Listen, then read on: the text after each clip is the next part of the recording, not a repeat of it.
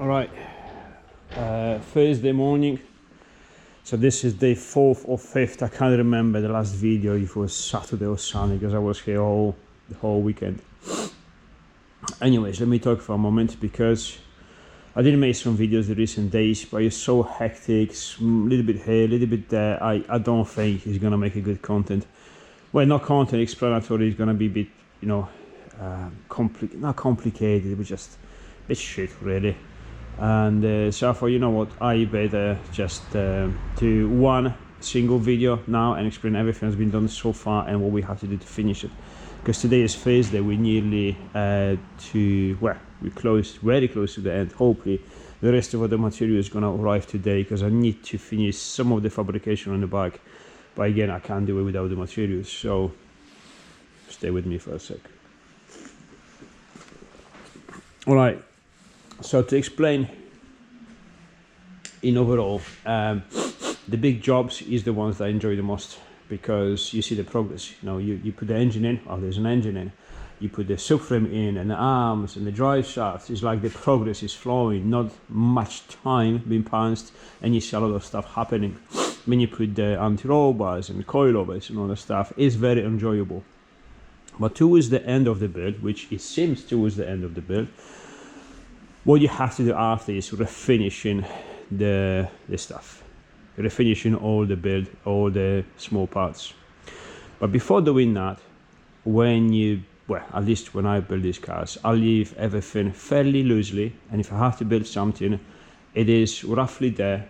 This is the main idea, but then I have to refine it, because you refine this stuff, you know, and the parts you build once everything is in, because in consequence one may, you know, be in contact with something else, like for example the oil lines. I'm going to show you later in a minute. You know, they're going to be roughly there, but exactly, well, okay, let's do the exhaust. Well, I know the exhaust is going to be there, but where exactly? You know, so the small refinements comes once you know exactly where the bits and parts and fabrications and stuff you buy and you fit in position properly and permanently. Only then you start doing the bits permanently. Okay, so all the refinements. Now everything has been fitted. So now we are the refinements part. And before refinements part, what I had to do, I had to make sure everything is actually fitted correctly and properly. So all the bolts, all the nuts, the belt housing to the gearbox, the mounts, arms, subframe, everything is on correctly, properly. All the bolts are tight, etc., etc.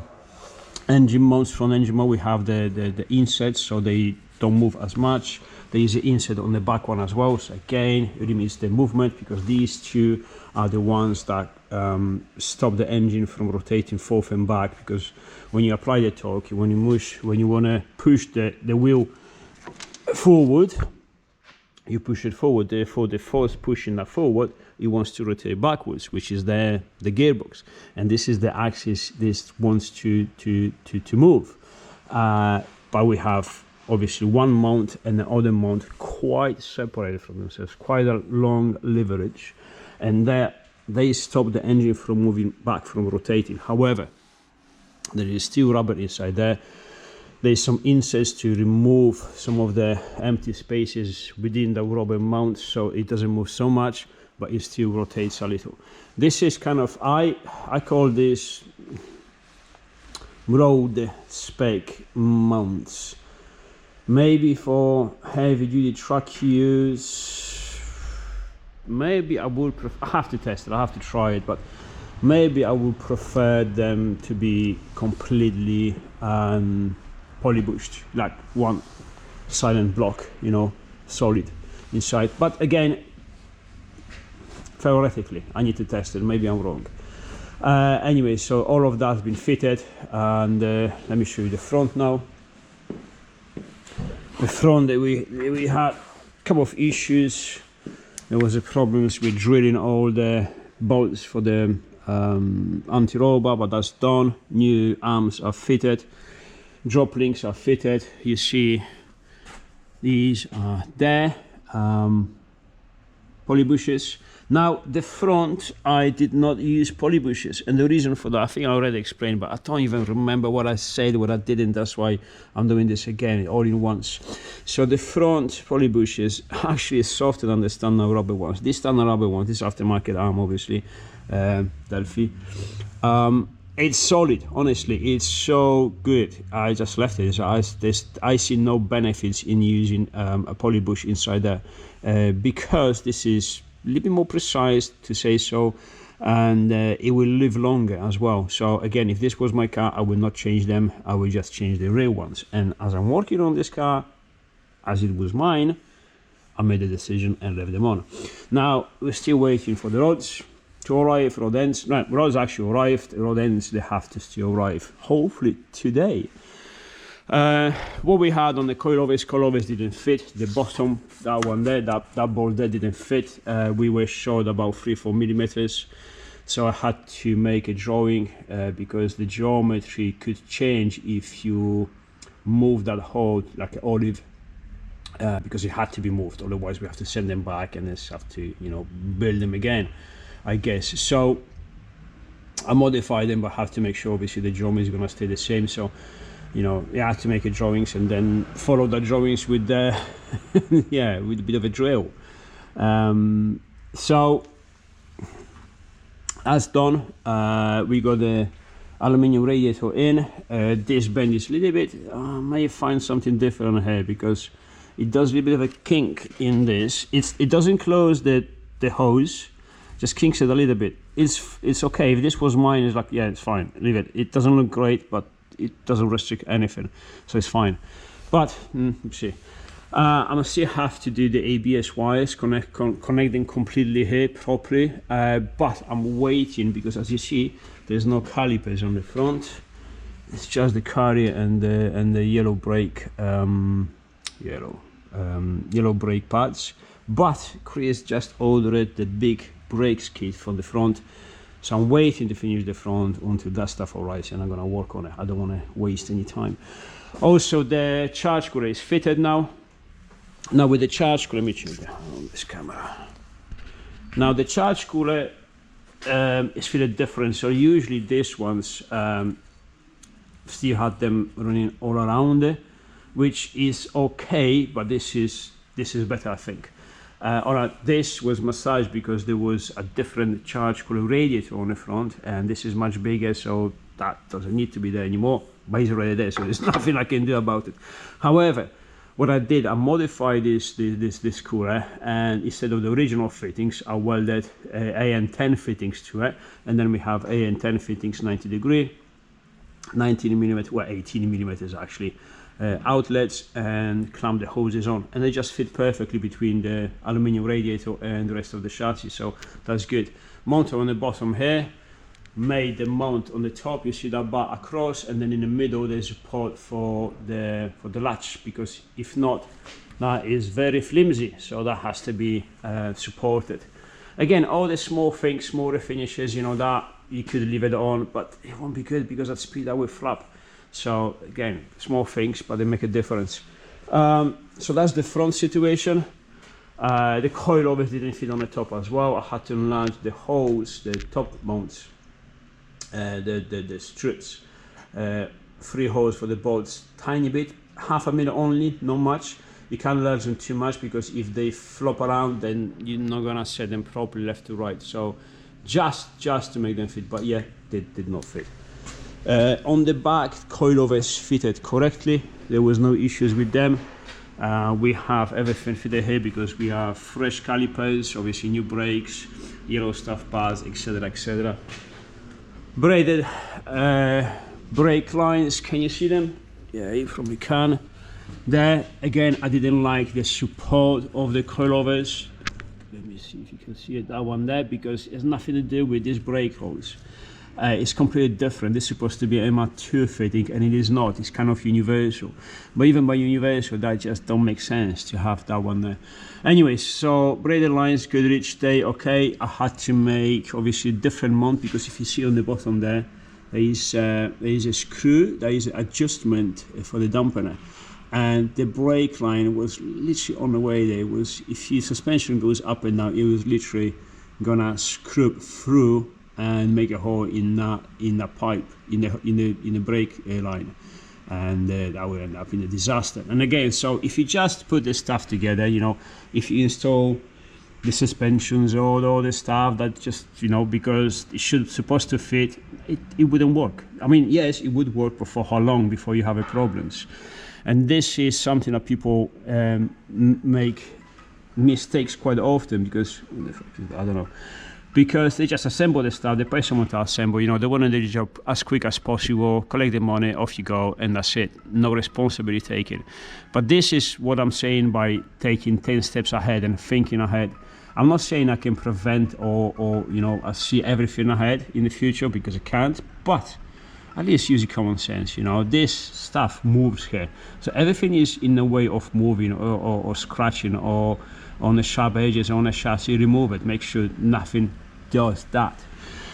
Same for example, if you see, let me see if you can see it, this is, so the cable for the ABS is zip tied in many places, and it makes a loop on the bottom here. And if you imagine suspension going up in compression, that is just gonna loop around itself without hitting anything. So again, it's gonna be there forever without any issues, both sides obviously. So small things, you don't have to take, you know, a lot of time. It's just a bit of common sense. Have a look, you know. Usually zip ties, I couldn't live without the zip ties. They really save a lot of, you know, issues. Okay, so that's the suspension setup. I was talking about this shaft, now I'm coming back to it. This is how my brain works. So because that was the original one was straight, let me turn this light off, was straight, not on the angle. I was able to put one of these fittings straight in, and then I had, well, actually reverse that one just at 45 degrees going around the CV joint. But because this is angled, even if I put a straight line like this, it will have to be sort of here to avoid the CV joint, and it's quite low here, you know. At least I want it there like this. So this is the actual original hole they made to make the return, which as a height is not bad. This is okay, because you drop the oil level when the engine is running and everything, and that's turbo is pretty high, so that's okay. If it was here, they didn't like it. Here it's fine, and it's not in the way of the CV joint, but actually much closer just to this, to the shaft, just in case this breaks or something happens. You know, you don't want to take the oil return line off. It wouldn't happen most likely, but you know, again, small things. When the stuff is built properly, you're not going to appreciate it, because it's not going to give you any issues. When the stuff doesn't give you any issues, you're not paying attention to it, you're not thinking about it. And so if someone asks you, how's your car working? Yeah, it's fine. Yeah, it's fine. Well, no, hold on. To make it work fine, it was a lot of not fine, but hard work to put into it. And this is how it works.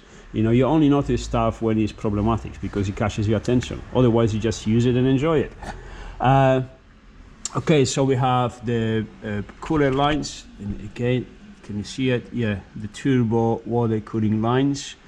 AN fittings, both sides connected.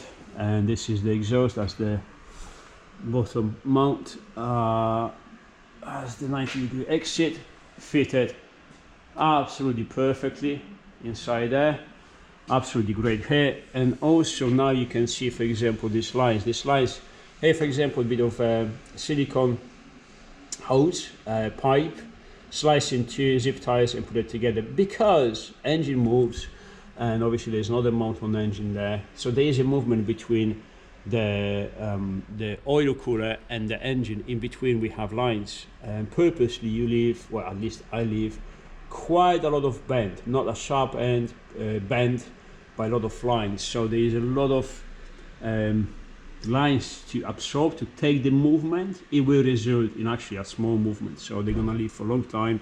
But just to make sure they don't gonna rub on anything, you know, that shouldn't rub anyway. So just in case it will rub on a protective kind of shield you can make, even with a small silicone pipe, 2 of them. Zip tires here, so nothing moves. Zip tires there, so it stays away from the exhaust. Exhaust can be obviously heat wrapped, so that's not a problem. I think we can lower the car and show you what's on top.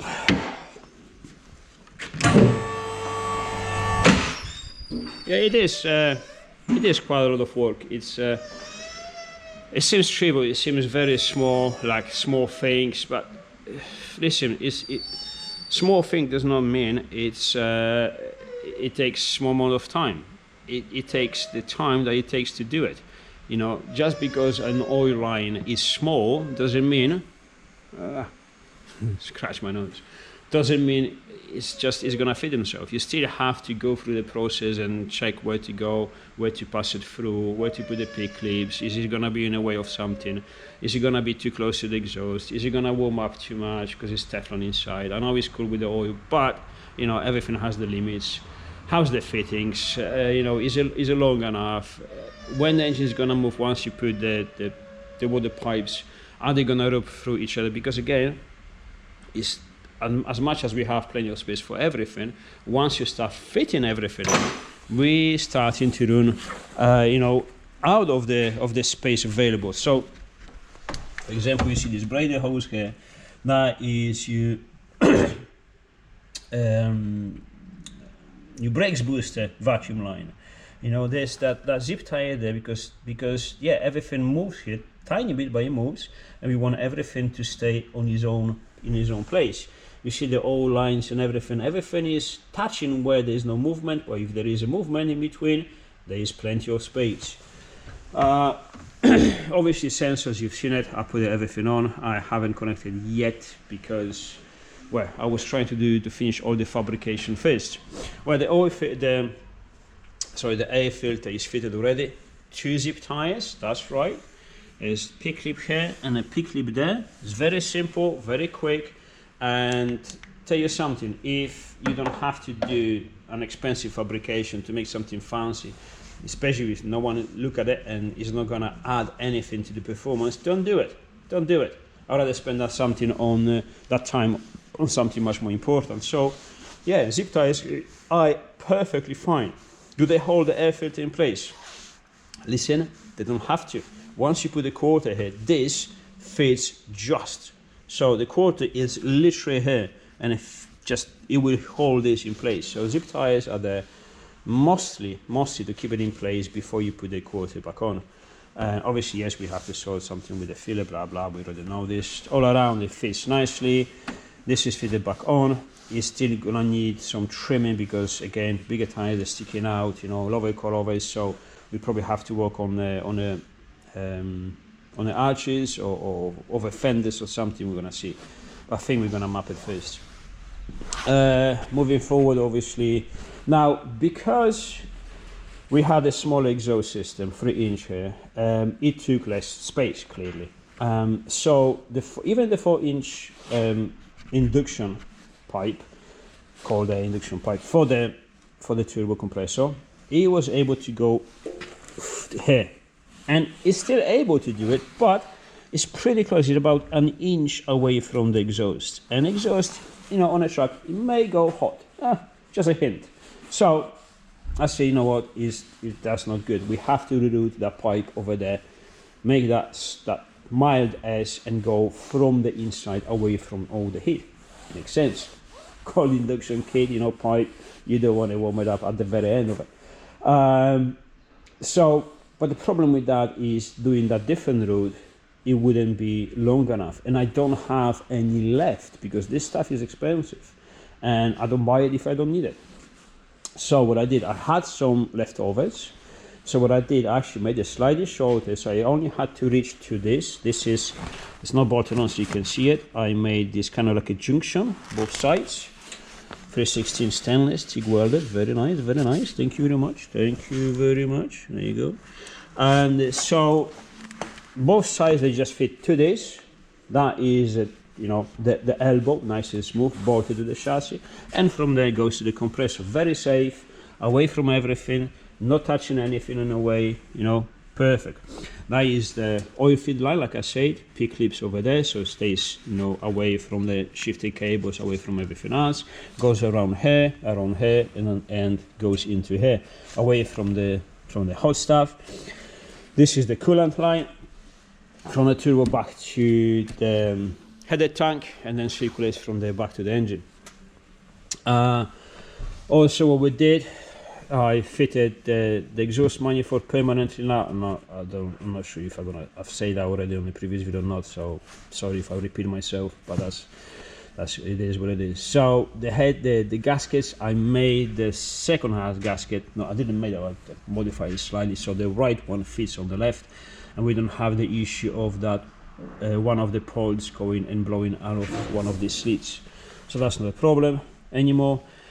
New studs, they were a bit shit, to be fair. Who worked on it previously, I'm not saying ruined, but didn't take care of the threads inside the head for the studs. They're a bit alright, but not great. So what I did, I passed them with the tap again, just to make sure they're nice and fresh, and all the studs now they could be put it on with the fingers, and obviously tight, put the manifold on permanently.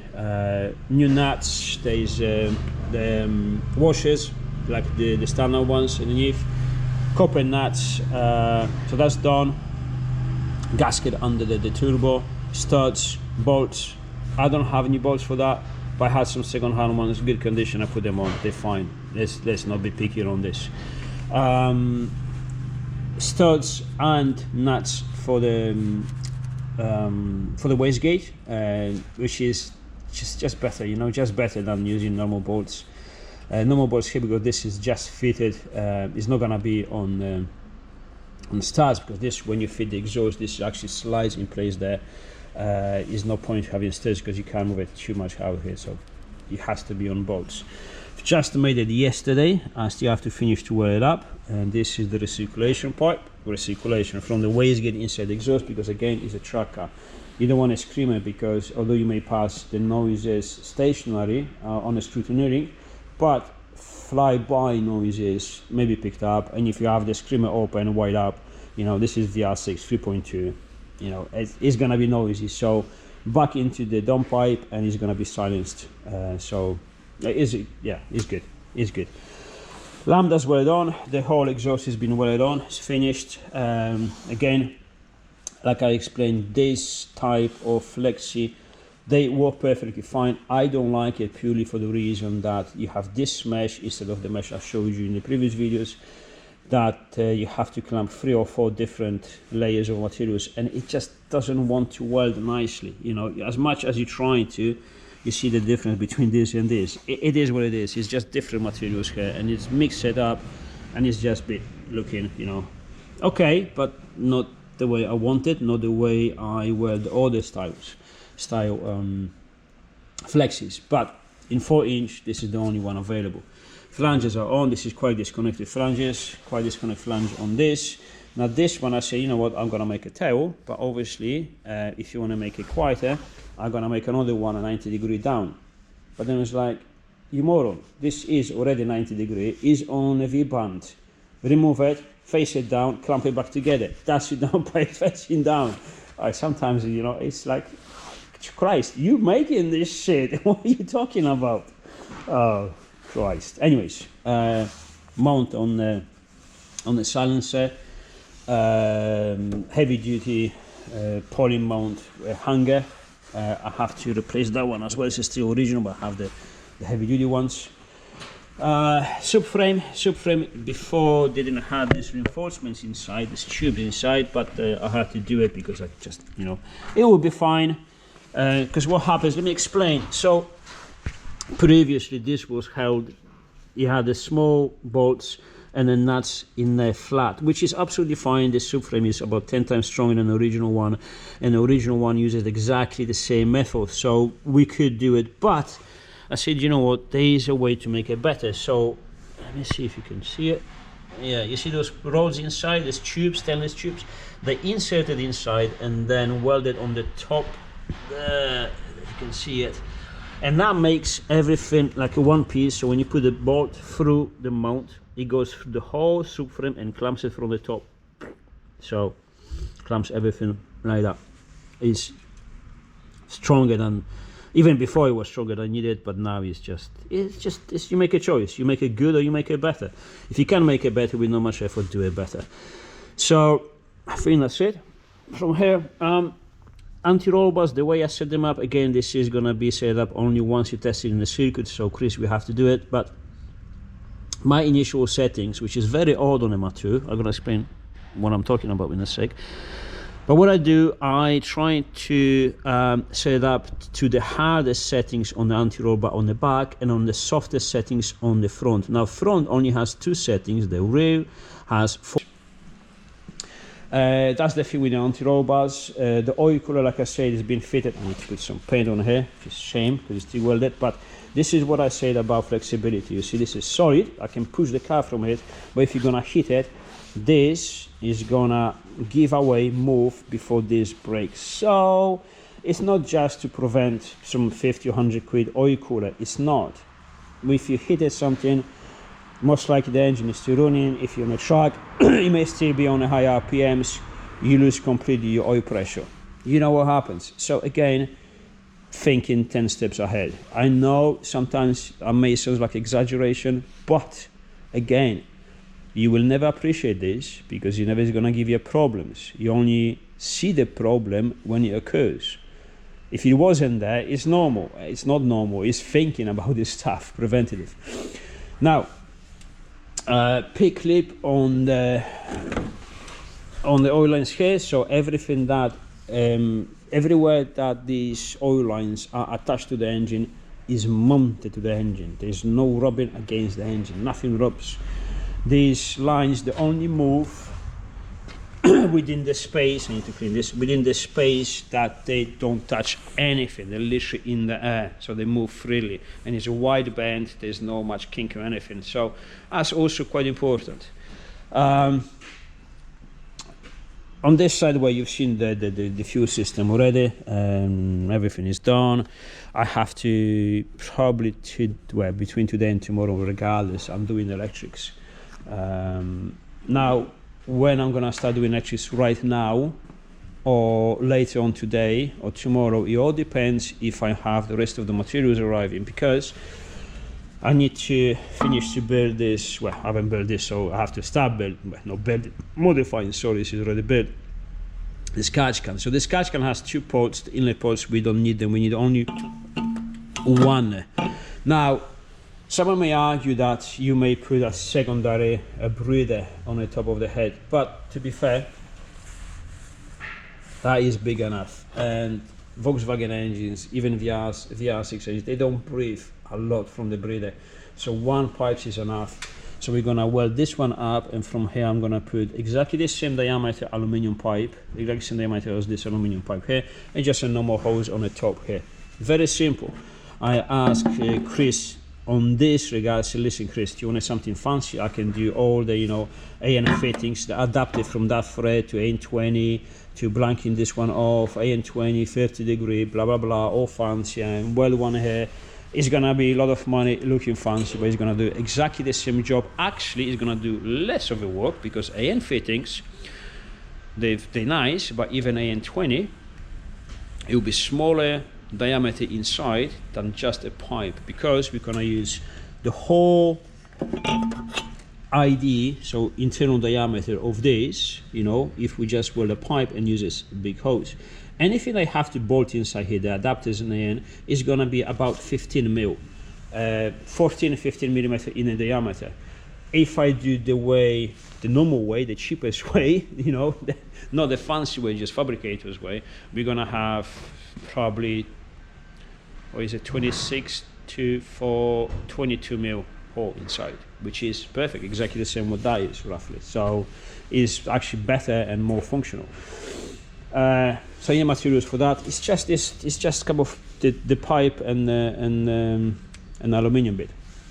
On this side, weighting exactly the same stuff. Aluminium tubes. I don't have any alu tubes of 19 mil diameter, because this is the pipes we're using for the charge cooler. So one has to go here and the other one has to go make a loop and go back there. So we're recirculating the water, but at the same time we're bleeding the charge cooler. Also have another bleed. This was designed for something else. and then it transformed it to a bleed pipe, which is, you know, I know it's a bit crude, but that's what was working. And is, you know, so you bleed that from that, and you bleed this from this. So, you know, it's dual function of this, but still needs to be finished because I have to make the holes. I'm not going to put the lid on the bottom because a lot of stuff is going to be inside from drilling. So I want to finish. This won't take long. It takes nothing, but I need materials. And if these materials arrive this morning before I finish to tidy up, because I made a mess on the table again here and there, then great. If not, I'm going to be cracking on the electrics, and I'm going to finish these things later on, because we can run the engine, we can test it, and test if nothing leaks, anything, even without the charge cooler, because we don't need any cooling force if we're not running boost, so that's fine. I think that's it. I'm probably forgetting something what I've did already. Bunks, blank the exhaust manifold. So this one still has to come off, the exhaust, the dump pipe, because I need to finish to weld it up. Although I could weld it up inside there, but I don't know, we'll see. I'll make a decision about that. Not important. And now we go to inside here. I still have to, I think I forgot to order the 90 to 76 mil or 80, I can't even remember. I think 92 to 76 mil adapter from here to here, silicone. The reason I didn't put one of my fancy clamps on it is because I already did modified one of these, welded up, but I had to remove the whole motor and everything from inside there, and it's a bit more fiddly, a bit more complicated than it looks like, and it's very fragile. It's one mistake, you know, you pull this up in the wrong way and you kind of not break, but they strip the brushes on the sensor on the motor there, so it's not really, I would rather not to do it. And I welded one up and I thought I broke it, and I didn't. There was an issue with the plug. I thought that there was a problem with my welding the throttle body, something that didn't come up right when I assembled it, but it worked all right, but the job wasn't clean, so I'm not doing that again. I don't think it's worth it. I know there's some sort of adapters probably, I don't know, but however, it will be, you know, expensive, time consuming, stupid, and for what? Just to have another clamp like this, nice one. No, we can put a silicone clamp on there. It's absolutely fine. I mean, all of this could be silicone clamped, but I already built it with these clamps, so I modified it and kept the clamps because, yeah, it's fancy. So now at this stage, electrics. So both pumps, you have to be wired up. My wires arrived finally. All the wires arrived. I have everything. I have all the modules. I have the traction control module. I have the Bluetooth module to connect to the Android on the front to display all the gauges and communicate with the ECU live. I have to wire the ABS pump into the traction control because it reads the signals from the ABS rings sensors through the ABS pump, because, you know, that's how it works. Well, that's, yeah, everything is. So I have to work on electrics now, and once we've done that, this could be started. And as the engine itself goes, I have to change that washer under the plug to drain the oil on the sump. After that, we can fill it up with the oil and coolant and everything. Radiator is on, we can bleed it, we can bleed all the system, everything is sealed, and everything now is connected permanently. So yeah, couple of wires to finish off, like this one here. This is the temperature sensor, and as stupid as it sounds, like, you can find the pinouts for everything. I actually had the pinouts from this, I don't remember when, but being just two wires, we're gonna connect the ECU first. I'm gonna connect them one way. If the ECU sees the temperature, that's the correct way. If not, the other way around. It's very simple. I can wait. This is literally 3 minutes job, so it can wait for longer. And obviously front brakes. Once we got the front brakes, I can set everything up. I have to change one of the lines because on the left side, strangely, just the left side was badly corroded. I actually couldn't remove it. It will break very soon. It's like, okay, this has no place here. This is a truck car. It has to be replaced. I need to get a new one. But strangely, that one, because all the three ones, they're absolutely fine. That one there, the nut was a bit rounded, but it still holds, it's fine, but there's no rust, there's no corrosion. All of them, no corrosion. Now one, badly. Go figure. I think that's it. And then clean the car and put the seats back in, well, seat rails, seat harnesses, with harnesses, and the seats. Before the seats, we still have to put the door bars, but again, I left them off because it's easy to get in and out. It's just 4 bolts each, so we can do it literally as the last part of the car. And I have to do the harness bar. Now the harness bar on these, they go literally all around here. It's probably going to be very close to the throttle body. They exaggerated with that. I modified mine to be, I'll show you actually. Where's the light? Let me show you how it should look like. Well, at least it works for me, because again, it's VR5 turbo, so I need more space. So this is how it. Jesus, this is getting all dusty again. Where the dust comes from this in the workshop? Honestly, a week you stay away and everything is dust. Yeah, that's beauty. It doesn't work yet. I know. I don't have a time to spend on this car, but in my opinion, this is the best shift MR2 can ever have. O2M gearbox.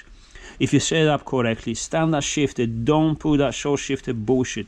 No, you can make him short shift with the settings on the gearbox, not here. You can modify the leverage here if you want to, but this is just absolutely beautiful, honestly. It's just the feeling, and then hear that? The mechanical noise. Shame I couldn't hear it. It's just great. Anyways, so yeah, I have to finish my. While I'm here, I want to show you the absent-minded I am. This is my harness bar. So again, TIG welded, all this stuff, but just close it, because the original one literally goes roughly there. You know, it's actually in the way. And being there, I can't put the engine cover, which is kind of, God knows when I'm gonna drive this car. Where it's supposed to be now. I'm supposed to send it with Chris for mapping, but I don't know. There's a lot of stuff happening. I have to spend a lot of money on a new workshop, new fab, new shop setup. So I think that's gonna take a back seat for a moment. As usual with my stuff. Sylvia's been here for what, 15 years now? Oh well, I'm not shitting you, it's been over 15 years. I have that car for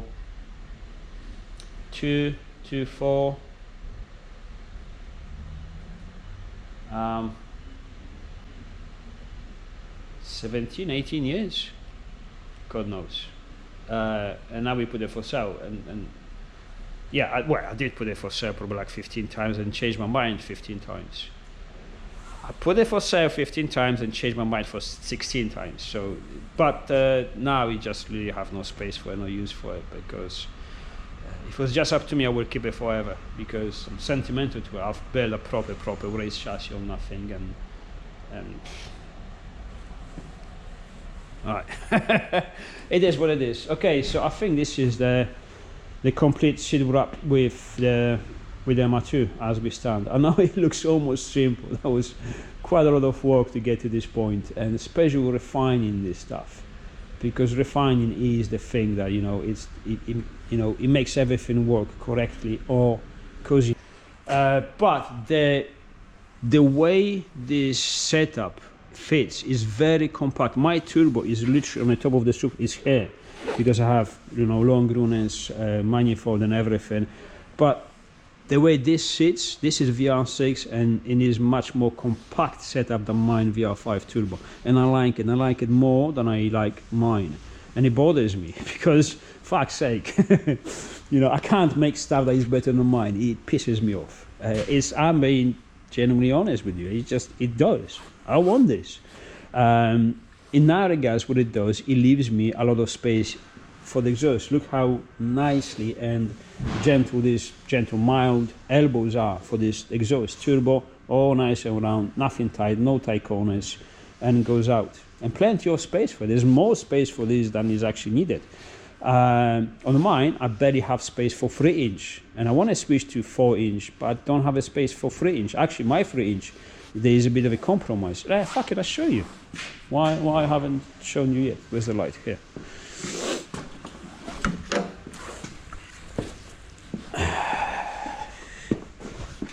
You got to forgive me, but it's loads of shit around. Obviously, we're moving. We started to move already. Stevie's taking his stuff already from upstairs and etc. etc. Give us a sec. Let me put the light on. There you go. You see, that's where the. Let me put this back here. Let me lift it. Another light in my eyes. There you go. You see? See where the turbo is? Everything is compact there. My turbo is actually almost behind the subframe. It's the very end of the back of the car. I like it. I like it because the exhaust manifold is good, but the position of the turbo I don't. I prefer when everything is compact. So same 4-inch intake and all the stuff, but you see, kind of same kind of idea of the exhaust. This is the flexi I meant. They work much better, but it's 3-inch, and also this elbow is a bit of a compromise. There is this bit sharp angle. It's not bad, but it's not great either. So I would prefer. Yeah, I prefer Chris's setup. I do prefer that much better. But the beauty of my setup now is, and all of them, especially using engine mounts, is that you can just change it. So if I, for any reason, think that the VR5 is not enough, or I don't like it, or I simply prefer the VR6, or if I want to build something with more power, instead of using the VR5 and push it to 700-800 brakes, I can build a VR6 3.2 and push it to 1,000-1,100 brakes, for example. Again, stupid. I'm just making examples just to get a point. All I do is remove that engine and gearbox, put the VR6 and put it back in exactly with the same mounts, with the same gearbox, just obviously with this kind of setup, because I will copy exactly what I've done here. Same wastegate, same exhaust manifold, same plenum, identical. If I was reproducing my car with the VR6 3.2, I will be doing exactly spot on the same things we've done here. The same turbo, the same exhaust manifold, the same recirculation pipe, wastegate pipe, the same wastegate. I will be not using the charge cooler in that case, so this will be empty and the pipes will go straight through, as I done my front, because I have the front mount intake which you can't see because boxes. But that will be the only thing that's changed. Everything else exactly the same.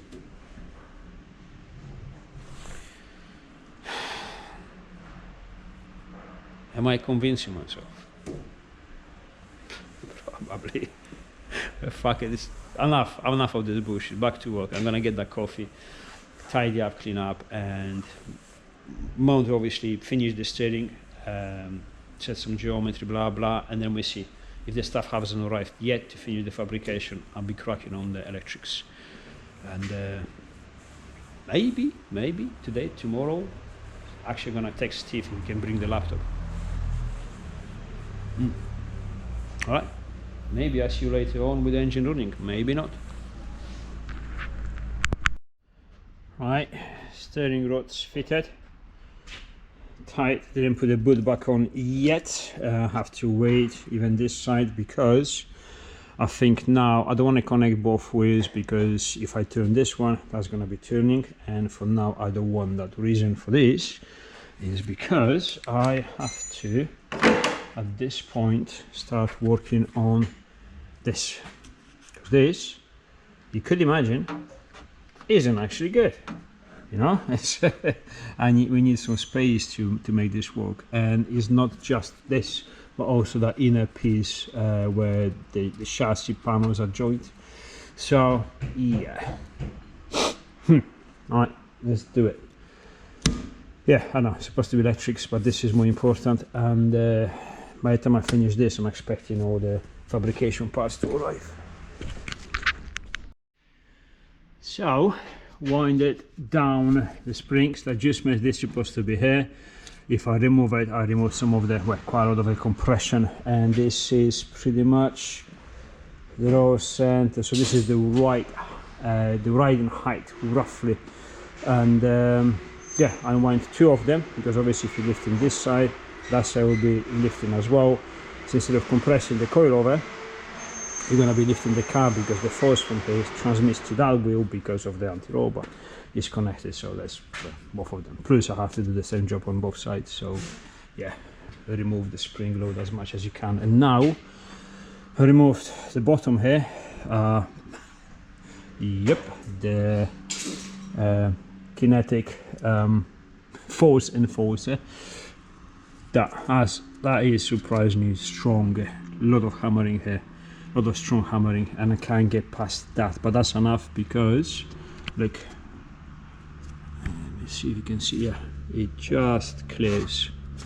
You can almost put, well, my pinky can go through it, but that's all. So, but that's all we need. There's about at the worst pad is about 12 mil, I would say. Maybe the camera doesn't show it correctly, but that's what it is. And all the way up, because obviously with the compression, with the suspension compressed, this goes up. However, if you have the wheel doing this way, it means you're doing the cornering to the left side. It means that the others of the car is going to be compressed. This is going to be out of compression, so extended. So this most likely going to go a little bit lower, hence everything is shaved. And then when you have the compression on this side, the wheel, it means that the wheel is at least this way, you know, out. This is how you compress it. Therefore we have to see what we have to shim here. We'll see, but that's after. For now, all we need is for the wheels to have enough space to work. That tiny bit there, massaging out, but maybe just 5-10 mil, just for the safety, and that's it. So yeah. Okay, so both sides done. Let me just move it. Well, yeah, you can see it actually there. Can you? Let me move this wheel. There you go. Fitted, painted, so it's not gonna rust. All done. Turn this wheel the opposite way. This is what I said about the lines. You see, you fix them there, you fix them there, you fix them here. So when everything moves, they kind of coil on their own, but it doesn't rub anywhere, you know. So the movement with these lines or brake lines and everything, any movement it does, it has to be free to do so without touching anything else around it, and that's how you preserve and make it reliable. Anyways, that's done. Radiator fans fitted. This is the version with 2 fans, so that's really good. And yeah, then from the top you're gonna have to finish it off. This side done too, painted, plenty of space. There you go, no problems there. That's it for now.